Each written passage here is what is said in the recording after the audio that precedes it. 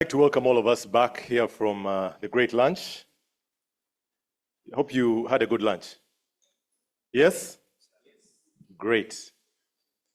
Okay, ladies and gentlemen, we are going to get into our final session for the day. And you have all studied a bit about how people absorb information. The way human beings absorb information is that they tend to remember the beginning and the end. That's the natural way people remember things.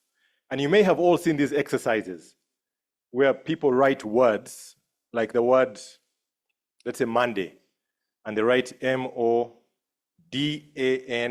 and then they put the Y at the end. And as long as you can see the beginning and the end, you somehow remember. So I trust that you'll remember this session, and I also trust that it will be impactful. So for today's session, shaping leadership for the Africa that we want. And just before I invite the session, I want us to think carefully about this very important and broad topic called the Africa we want. On the one hand, it could even sound amorphous. But if one is to pay attention to our history as a continent, 1963 was when African leaders gathered together in Addis Ababa. About 33 of them at the time. And what is now the AU, the African Union, was sown as the seed. The Organization of African Unity was formed. This is 1963 in Addis. 50 years later, 2013, just a few years ago now, I was about to ask how many were there in 1963, but I know that they're at home, okay? And I won't need to ask how many were there in 2013, because there is an age limit that we admit Leo fellows. So 2013, our next gathering happened. And this is 50 years since 1963.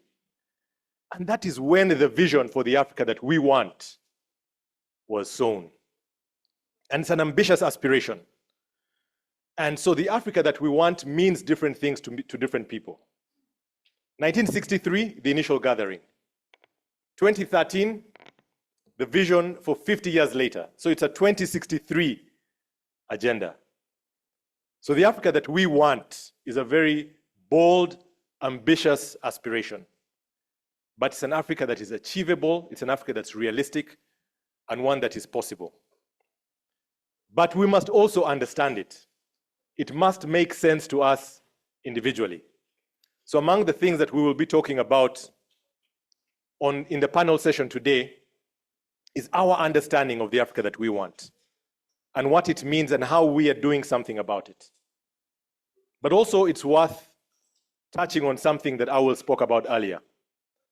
The fact that Edgar and the young team had come together to develop our theme for this year's ALG. And the theme for this year's ALG around the role of leadership, institutions, and human capital. What I found very interesting about this when I first received the invitation is that just last month, as some of you may have followed, the Nobel Peace Prize was awarded to 3 gentlemen. One called Asemoglu, another one called Robinson, another one called Johnson. Two are professors at MIT, and one is a professor at University of Chicago. And their seminal work, the name of the book, Why Nations Fail. Thank you so much. Their seminal work, Why Nations Fail, is about one thing. They go through a very interesting study of human history and go through all potential reasons as why countries succeed and why others fail. And as you may imagine, this is a very common conversation in Africa.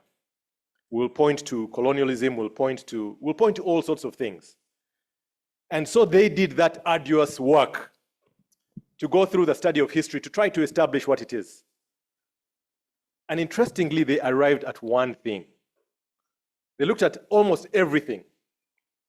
They arrived at one thing. And it's that one thing that they arrived at that they were awarded the Nobel Peace Prize for last month. And that one thing is institutions.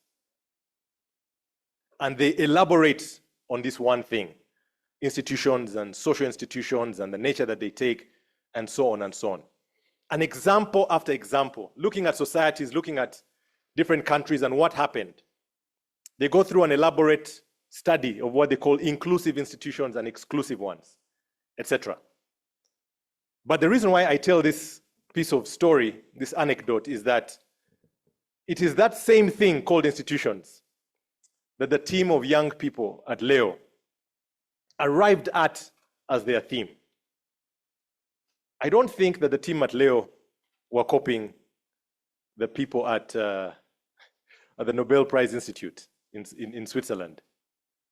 I also don't think the team in Switzerland were copying Leo. I mean, probably they were.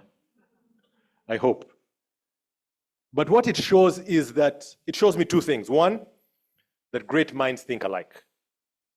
But it also shows me that the young people at Leo Africa Institute have a pulse, have the similar pulse with the other important things going on around the world.